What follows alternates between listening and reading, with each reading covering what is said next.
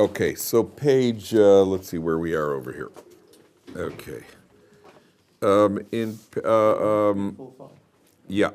So we get to, we're on Yud Aleph. Now go to Yud Aleph, Perik Yud Aleph, Pasuk Dalet. Okay, here we go. Page 346. Page 346. Vayomer Moshe Kormar Hashem b'chatzos kachatzos halayla ani yotzei b'soch Mitzrayim. Moshe says to the Egyptians, so says Hashem, at approximately midnight I'm going to go out into Egypt.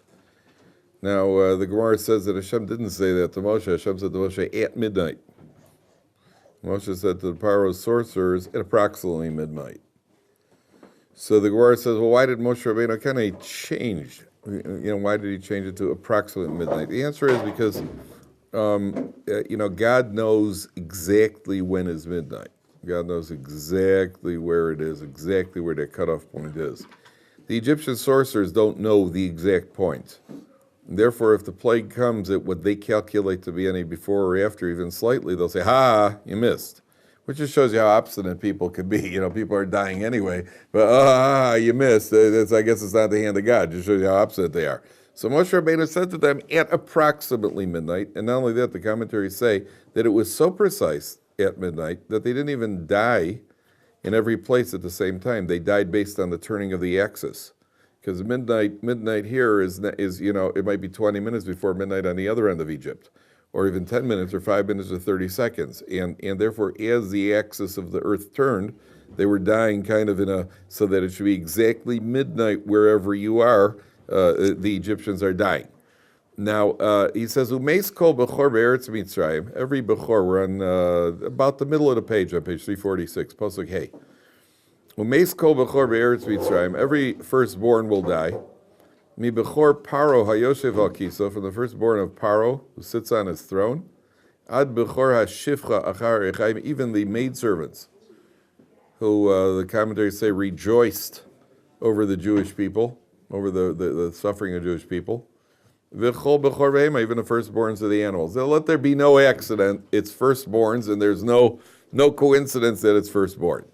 And then it says, V'haisa tze'aka gedola b'chol eretz Mitzrayim. There's going to be a tremendous yell in the land of, imagine firstborns are dying everywhere.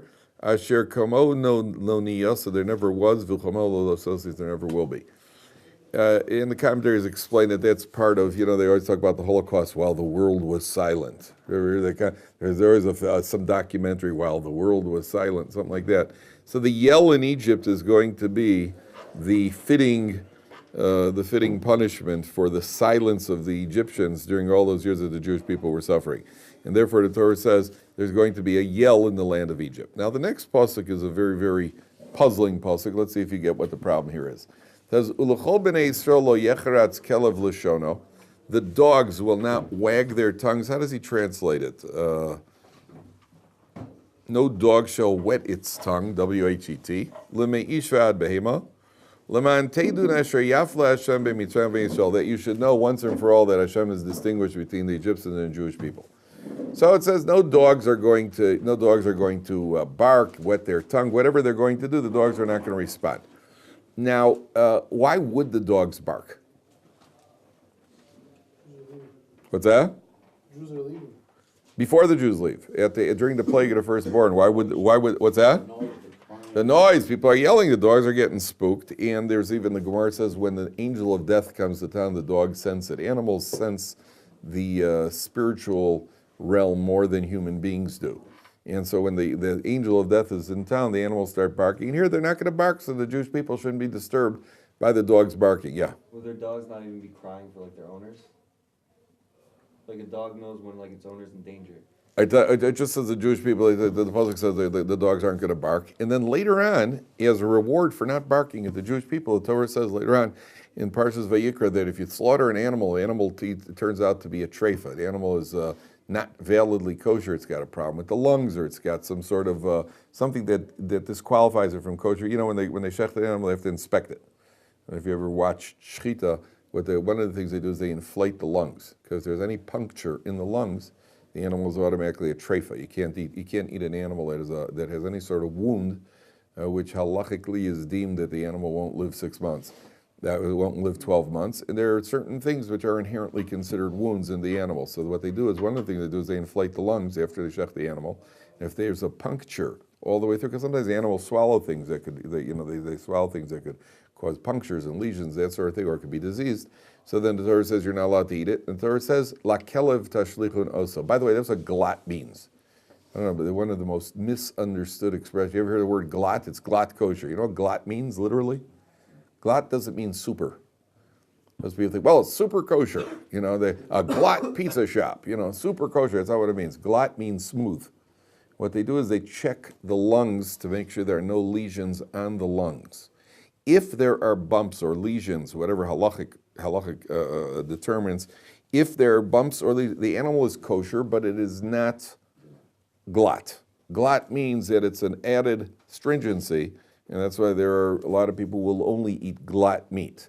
So the word glat is the Yiddish word for smooth, not super. So you can't have a glat pizza shop because pizza does not have lungs, right? There is no such thing as a glat sushi, right? Sushi does not have lungs. So you have a glat animal. Now, if the animal has a puncture in the lung, a hole all the way through, then the animal is treif. You got to throw out the whole animal or you sell it, whatever you do. So the Torah says, La kelev tashlichun oso. Later on in the book of Vayikra, the Torah says, give that meat to the dogs. And the Medrash says, the dogs are rewarded that they get all the good treif meat that you're not going to use. You throw it to the dogs. Why were the dogs rewarded? Dogs are rewarded because over here they didn't bark and spook the Jewish people. Even the puppy, the first puppy? Which first puppy? The horror of all the behavior, including, the dog is still, I don't know to what age, I don't know exactly what. Firstborn. Oh, what happened to the firstborns of the dogs? That's a good question. Did the firstborn of the dog, sounds like the firstborn dog died anyway. That's interesting. I don't know. That's a good question. Well, whatever it was, the dogs are then rewarded. The nation of dog is rewarded that they get the treif meat. It says, La kelev tashlichun oso. All dogs get the treif meat. The Torah later says, later on, that it means the dogs, it means four-legged dogs, it means rappers. It means all sorts of, also anybody who receives themselves as being a dog is what he called, is rewarded with the treif meat. I was once here in the yeshiva, I asked the guy for change at the coffee machine. The guy gave me change for 10 shekels. I said to him, thanks a lot. He looked at me, he goes, no problem, dog. He turns around and he starts walking away. And just like that, I was not even the least bit insulted. I was a little bit surprised that a guy didn't, it's one thing to say it, it's another thing to realize you just called a rabbi a dog. And the guy never even dawned on him that there might be, something possibly, I'm not the leader of the generation, but, I'm a rabbi. And it never even dawned on him that maybe you don't call a rabbi. And I was actually amused. Because I had a cup of coffee. And I was called dog.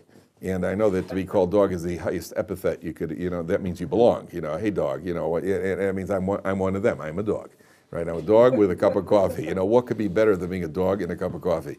And so I know there are all sorts of dogs in the world, different types of dogs. This is talking about four-legged ones, whose music is definitely better than the two-legged ones. And so they are rewarded with the treif of meat. What's the obvious question? What's the obvious question? If God made them not bark, why should they be rewarded? Excellent, Mike. Dog free will, so to speak. Right. Their equivalent would. Excellent. Dogs don't have free will. Right. Animals do not have free will.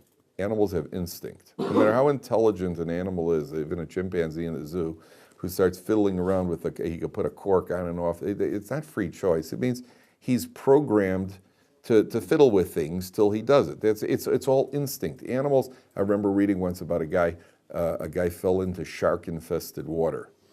He was surrounded by a ring of sharks, which is bad. And hey, if you have free time, that's not how you want to spend it. And he was surrounded, he fell, I think it was the Gulf of Mexico. He's surrounded by a ring of sharks. And all of a sudden a group of dolphins fight sharks. Dolphins came in. They surrounded the guy, fought off the sharks, and it was like the Dolphin Hatzalah group, and they swam the guy to shore. They surrounded him. They brought him to. Somebody asked me, "Do the dolphins get rewarded?" Did the dolphins get rewarded? They saved the guy's life. The answer is no. Dolphins did not save him. It wasn't like, okay, guys, let's save him. They are programmed. They have an instinct. A, they fight sharks. I don't know if you know that dolphins fight sharks. And B, what do you call it? It's an instinct. So there's no free choice there. There is no free choice. So why should the dogs be rewarded? Why should the dogs be rewarded? You didn't bark if you didn't bark. Exactly like Mike says. It means that Hashem turned off the barking mechanism. So under circumstances, you don't bark. There is no such thing. They have an instinct. They could be trained, and a dog is loyal to the owner. Like you say, dogs, when they see their owners are in trouble, that sort of thing. But it's not like, oh, I'm going to be a good dog today. It has nothing to do with free choice. The answer is, the commentaries say, the Torah is trying to teach us a lesson. If even dogs who did not exercise their free choice are then rewarded, all the more so a human being. What's it called? Kal v'chomer, kol shekain, kal v'chomer. All the more so a human. In other words, there's a lesson here for us, not for the dogs. The lesson is for us. Dogs don't have free choice. The lesson is for us. If a dog, which doesn't have free choice, is rewarded for doing the right thing, then a human being who's got to pull in the opposite direction, and you still force yourself to do the right thing, all the more so you will be rewarded. That's what the Medrash says. And therefore, the whole idea here is that to show us the level of making right choices in life, what a reward a person gets. Now, let's go on for a second, because after this command, Moshe Rabbeinu then goes in page 348. God comes to Moshe Rabbeinu on page 350, and he gives him an interesting command over here. Now we're right between the plague of darkness and the smiting of the firstborn. That's where we're holding now, time-wise, okay? Before we get to that, yeah, go ahead. The plague of darkness, could that have any, relation to whenever we count the new month, with the new moon? I didn't see any of the commentaries making a connection between that. It could be. I didn't see any connection. It could be there is. But over here, God comes to Moshe Rabbeinu. First, he talks about the new moon, that we know the exact calculation of when the new moon is each month. Then God comes to Moshe Rabbeinu and gives him a different command. Now, pay attention carefully. Dabru el kol, top of page 350. Dabru el kol adas Yisrael lemor. Speak to the Jewish people, be'esor l'chodesh hazeh, on the 10th of this month, v'yikchu lehem ish set leves avos selabois. Each man should take a sheep. And they take it on the 10th of the month, 4 days before Pesach, when they're going to slaughter the Paschal lamb, the Korban Pesach. The vegetarian branch of the conservative movement put out a Haggadah for Pesach. The vegetarian branch of the conservative movement put out a Haggadah for Pesach. They called it the liberated lamb. The vegetarian branch, because they don't eat lamb, so they called it the liberated lamb, which is just heartwarming. So he says like this: they take the lamb 4 days before Pesach. Now you know that the Egyptians worshipped the lamb. They worshipped the lamb. According to some, they worshipped the constellation. I think we were mentioning it yesterday, right? They worship a constellation called Aries. I think that's what it's called, Aries. Yeah. Aries is the ram. So either they worshipped the ram and it was symbolized by the physical lamb. Whatever it was, for some reason, that was their idol. They worshipped the lamb. Now, the Torah then says, and by the way, the horoscope, the horoscope, there's all these things about, there is a Torah discipline called the horoscope. We've lost it, but the constellations and reading the constellations, it is a reality. It's just that nowadays we don't know exactly what it is. So the Torah says like this. They take this lamb, and they're going to keep it for 4 days. And then I want you to skip down for a second, because we're going to come back here. I just want to show you first thing something about the Pesach lamb. It says like this. Look down at 3 lines from the bottom. What are you going to do with this lamb? You wait till the 14th of the month, and then in Pasuk Ches it says like this. They will eat the meat on this night, which is the night of the plague of the firstborn. Sli Eish, the meat has to be roasted. Umatzos al morim yochlu, along with matzah in maror. Now, Yishai, we spoke about this, right? About the idea of, did we speak about the Pesach lamb already? Yeah. On the roasted. that you roasted it. We spoke about all the rules. Okay, So they have to eat the Pesach lamb. We spoke about that, the idea of roasting it and aristocracy and so on and so forth. Okay, but part of this service, part of what goes on with the Pesach lamb is going to be pasuk zayin. Now go back up 5 lines from the bottom. Now pay attention. You have to pay attention very, very carefully. You have a very, very subtle little problem here. If you look at verse 7, 5 lines from the bottom on page 350. So what are the Jewish people going to do? V'lakchu min hadam. Everybody see that. If you see it, show the person next to you. 5 lines from the bottom on page 350. V'lakchu min hadam. They shall take from the blood of the korban pesach. V'nosnu al shtei hamezuzos. They put it on the 2 doorposts. A mezuzah is called a mezuzah because it goes on the doorpost, gentlemen. That's why. The doorpost is the mezuzah, not the mezuzah. The mezuzah is just called a mezuzah because it goes on the doorpost. It's not officially a mezuzah. So it says they shall take the blood and apply it on the 2 doorposts. Ve'al hamashkof. The mashkof is the cross beam at the top, what's officially called a lintel. Al habati masher yochlo oso behem. In the houses where they eat the korban pesach, the Jewish people are going to take it, they're going to apply the blood on the 2 doorposts and on the lintel from the inside, contrary to what you saw in the movie The 10 Commandments. The blood was put on the inside. The blood is put on the inside of the doorposts. Now, turn for a second, pay attention to this carefully. Turn for a second to verse 22 on page 354. It's all the way at the bottom of page 354. That first, what we read was God giving the command to Moshe. Okay? Now Moshe has to transmit this command to the Jewish people. So look how he says it. At the bottom of page 354, Ulakachtem egudas ezov, you shall take a clump of hyssop. I think that's how I translate that. I always love that. Hyssop. Anybody know what a hyssop is? No, I didn't hear. Never heard. Yeah, no, that's a hiccup. You know. Then there's Hyssop's fables, right? But that's not no. So it's azov. You take a clump of hyssop, utvaltem badom asher basaf. You dip it in the blood in the basin. Now pay attention very carefully, gentlemen. Vihigatem el hamashkof. Reach the blood to the lintel. Vel shteya mezuzos into the 2 doorposts. Min adam asher basaf. Any problem, Eliasaf? He changes the phrasing.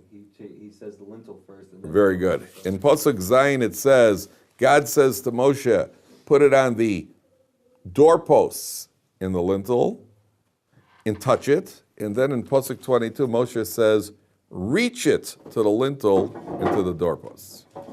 Okay, why does the Torah turn it around? And why does the Torah change from touch it to reach it? Okay, so Rabbi Gedalia Shor Zatzal says like this, beautiful idea.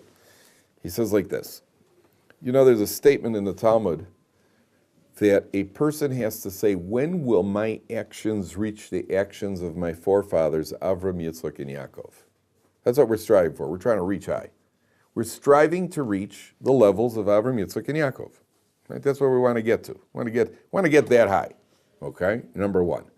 Number 2, there's a medrash, and the medrash says, what are these 2 doorposts and the lintel, the cross beam? What do they represent? The medrash says the 2 doorposts represent Yitzchak and Yaakov. And the highest one, the first one, the one all the way on top, obviously applies to who? Avram Avinu. So you got the 3 forefathers are represented by the 2 doorposts and the lintel. So when it comes to practical application, which is pasuk zayin, you work your way up. When you apply it, work your way up. Touch the doorpost, paint the doorpost with blood, then go all the way up to the lintel and paint the lintel with blood. But that's only in the practical application. On a symbolic level, what are we trying to do? Reach for the doorpost, reach for the lintel. Reach all the way up. That's our ultimate goal. In other words, when we're trying to fulfill our goals in life, you can't jump too far, otherwise you fall. But you have to climb up there. But realize that you are climbing because you have a goal to reach. Now, how far is that goal? That goal is to reach the level of Avram Avinu. Right? So we have to go all the way up and reach. That's why the Torah is reversing it. There are 2 lessons here. There's practical approach to life, which is work your way up. That's how we apply in all areas of Torah mitzvahs. Work your way up, build a foundation, take 1 step at a time, and grow. On the other hand, never underestimate yourself. Now I'll tell you something remarkable. Man is called what? Adam. Adam. Why are we called Adam?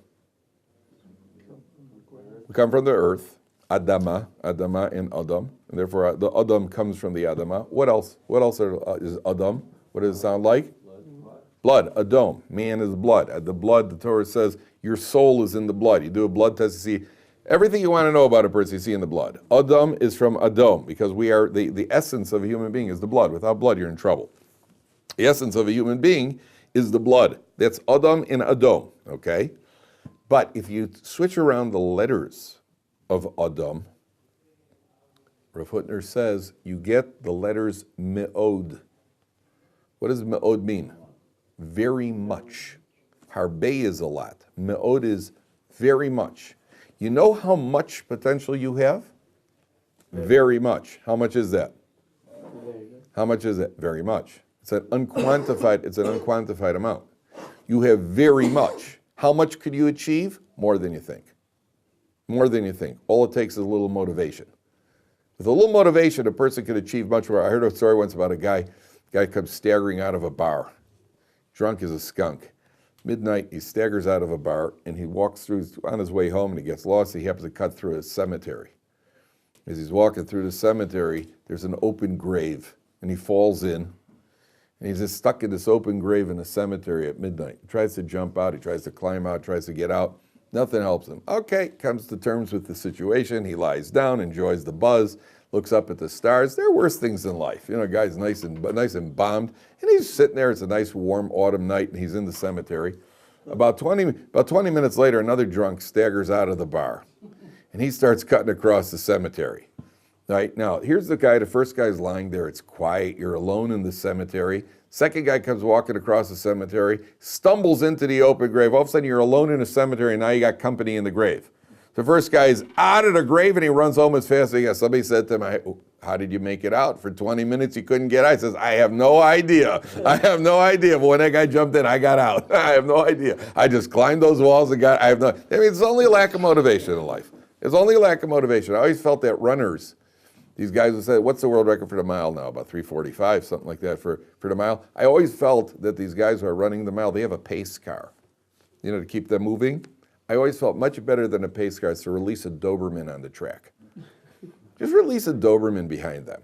You know how fast records would fall? How fast records would fall? This is a Doberman. All of a sudden the guy's, 2-minute mile. The 2-minute mile. Guy's running like cheese. There's a Doberman on the track. What do you think is going to happen? So it's in life. In life, it's only a question of motivation. How much could we do? Much more than we think we could do. Much more, because you see that people, they have these in these phone rooms. What do they call where they're selling? They sell stuff in the phone in these. What's that called? Telemarketers. So a friend of mine once worked there. They said that what the boss did was he put a $50 bill on the wall. He pasted a $50 bill, and he says most sales gets the $50 bill. And you get a bunch of little busy beavers in the office. All of a sudden, whoa! All of a sudden, now why didn't you say so? Right? It's amazing what people could do. Amazing what people could do when there's proper motivation. That's why I tell my kids before Pesach to clean up the house. Make sure the chametz is out of the house. So one year I discovered a great way to get them to clean up. Right after I did the search for the chametz, and you still don't know if you've got every nook and cranny, I said to the kids, okay, scatter around the house. Anybody who finds a piece of chametz the size of an osem soup nut gets a half a shekel. I mean, hey, these kids went around the house. I want to tell you something. They're coming back to me with particles that scientific instruments couldn't pick up. Daddy, is that chametz over there? So you say, and once in a while they find a little crumb, a piece of cake, something, a pretzel, something. One of my sons, I think, he always mysteriously came back with 2 pieces that seemed to fit together like a jigsaw puzzle, because he's Jewish, so he's going to make some money on the deal while he's at it. But all of a sudden, you tell the kids, "Would you go look around, go look around, nothing." All of a sudden, you say, "Okay, you get a half a shekel." Boom, there they go. All it is pushing. All it is. We are me'od. We have tremendous potential. We can reach a lot higher than we give ourselves credit for. That's what the Torah is teaching over here. Always reach, keep climbing higher. You have to do it in an organized way. You can't do it in an irresponsible manner where you're reaching too far. But we have to know that we're trying to grow and reach. That's what the Torah is teaching. Okay, now take a look at. There's one other point here, then we're going to go on to, I think, one other point, maybe 2. 1 second. Yeah. take a look at Perik Yud Beis, Pasuk Chaf Beis. Again, that same verse 22. Bottom of 354, I'm sorry, so it's still bottom of page 354. Ulakachtem aguda says, again, this hyssop. Take this hyssop, utvalta b'dam asher b'sav, igata b'lamashkov, 356. V'alshtem mezuzah b'dam asher b'sav, and then God gives a very, very strange command. Ve'atem lo seitzu mi ish mi pesach beso ad boker. Nobody should leave the house until morning. Nobody leave the house until morning. Okay? So commentators say that's a very, very difficult test for the Jewish people. God says, don't leave your house. Till morning, you're in your house, eating roast lamb with blood dripping on your doorposts. Right? You're in your house. Don't leave your house till morning. What's the test? You want to see what's going on. Why? I mean, these are the people who've been hurting you. But at the same time, you also want to see God's miracle. Oh, what else? Okay. You want to see them dying. Okay. You want to enjoy the show. Okay, that could be, but There's chaos. You want to participate. Just like if something's going on, and there's a car accident across the block. You want to run there and check it out, see what's going on. there's a natural human instinct. You probably had a Hatzalah in Egypt. The Hatzalah guys want to get there. But even more than that, you hear yelling. And the Jews are living in a mixed neighborhood over there. Okay, you're told, the Egyptians are dying. How do you? Maybe it's your cousin. Maybe who's out there? I don't know who's yelling out there. I hear a person here is yelling out there. Maybe it's the guy's relatives. Maybe it's his friends. He doesn't know. And God's saying, you know what? Obey me. Have faith. That's a test of faith. A person here is yelling, like you say, it is a natural instinct to go and see the action. People run to see the action when they should really be running in the opposite direction. People run to see the action. But here you're talking about where I don't even know who's out there. Maybe it's Jews. I don't know. God said it's not. God said that the Egyptian firstborns, but you're a human being and you're panicked. What is the test of trust in God? What is the defining test of trust in God? How do I know if you really trust in God or not? What they call in Hebrew bitachon. What is the defining line that, yes, he has bitachon? You know what the Chovos HaLevavos says? The duties of the heart. If you are in a state of serenity and relaxation, you're serene and you are relaxed. That means you have full faith in God. Because when a person is serene and relaxed, that means you understand that there's no problem here. It's all under control. And even if it's unpleasant, at least it's under control. A person is sitting on a plane and a plane is bouncing around in turbulence.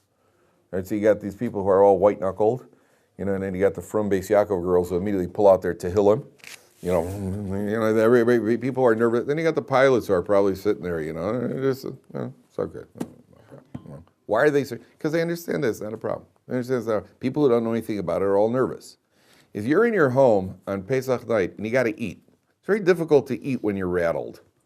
It's very difficult to eat when you're upset, when you're rattled and something's going on, you really want to know. God says, stay home and eat roast lamb, don't go outside. Just trust me, I know what's going on. There's pandemonium outside, what you call chaos. And you're sitting there, here. Hey, do you mind, Pastor, can you pass me some of that barbecue sauce, will you? And you're sitting there just having your roast lamb over there while people are screaming outside. That shows that you trust God's going on. That's the test. And the Jewish people we're what do you call it? We're in a state of what the Chovos HaLevavos calls a bitachon is the yishuv hadas, the relaxed state of the person who has the trust. That's the test for the Jewish people. What happens to Paro? Now, this is also, this could be lost on us unless it's pointed out.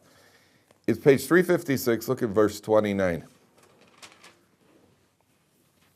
Vahi b'chatzi halayla was the halfway point of the night. V'Hashem hika kol bechor be'eretz Mitzrayim, mi bechor Paro hayoshev al kiso, ad bechor hashvi asher beveis avor. He smites all the firstborns, v'chol bechor behema, and all the firstborns of the animals.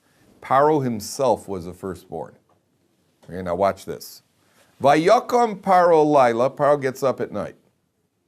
You realize what a man is? Paro is a man on a very high level. Paro is a man on a very high level. What would you do? What would any person do if you were told sometime in the course of the next night he's going to die? You go over to the guy and say, hey, listen, Frank, tonight, sometime between midnight and 6 a.m., you're going to die. What do you think he would do? Well, just, kind of get into bed, watch Letterman, get into bed, go to sleep. And can you imagine? The guy wouldn't sleep a wink the entire night. Where was Paro? Paro's in bed. Vayakam Paro. He wakes up like nothing's happening. You've been told, firstborns, including you, you're a firstborn, they're all going to die. And Paro, he gets up out of bed. You realize where Paro was holding? Paro's a man, a very high caliber person. Paro was so convinced, he even convinced himself that none of this has anything to do with what Moshe Rabbeinu was saying. Otherwise, there's no way he could possibly go to sleep. You got a midterm tomorrow, which you know you're going to get clobbered on. How do you sleep? Right? Sometimes you want to sleep well because it's your last night on earth, right? But Paro, Moshe Rabbeinu, nothing else is missed. And Paro, what do you call it? Paro goes to sleep. Oh, no. He's relaxed. All of a sudden, whoa, there's yelling. Was that my alarm clock? He gets to no, that was the alarm clock. That's the Egyptians yelling. Vayakom Paro laila. And Paro gets up. There's no house where nobody died. Now, the Medrash says not only no house. Can you imagine what that means? Because the Bechor wasn't there, then the most prominent person died in the house. And the Medrash says that the Egyptian women were unfaithful to their husbands. So there were homes where 3 or 4 or 5 people died. Because each one in that home was the firstborn to his mother. It was his brother from another mother, right? So each one in that home